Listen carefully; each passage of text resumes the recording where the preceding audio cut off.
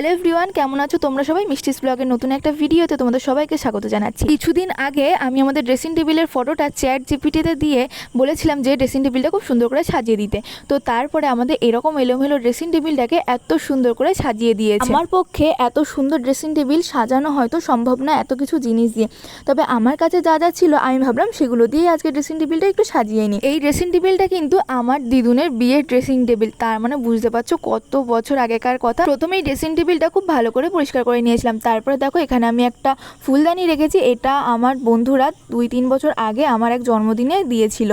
তো এটা কিছু বছর আগেও মানে আগের বছর পর্যন্ত এই ড্রেসিং টেবিলের ভিতরেই বাক্সে ভরা ছিল, তবে এই নতুন বাড়িতে আসার পরে এটা শোকেসে ছিল, তবে আজকে বার করলাম করে ড্রেসিং টেবিলের উপর রাখলাম। আর এখানে রেখেছি শিব ঠাকুর। এই শিব ঠাকুরটা খুব সুন্দর, তাই না? এটা আমি পয়লা বৈশাখে গিফট পেয়েছিলাম। আর এই শোপিসটা দিয়েছিল আমার বান্ধবী পিয়ালি আমার জন্মদিনে।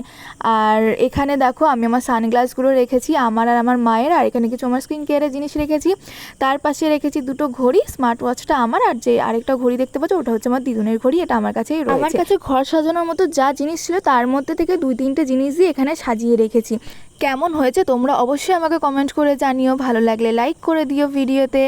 আর আমার চ্যানেলে নতুন হলে অবশ্যই আমার চ্যানেলটা সাবস্ক্রাইব করে দিও, আর ফেসবুক থেকে দেখে থাকলে আমাকে একটু ফলো করে দিও। আবার দেখা হবে খুব তাড়াতাড়ি অন্য একটা ভিডিওতে।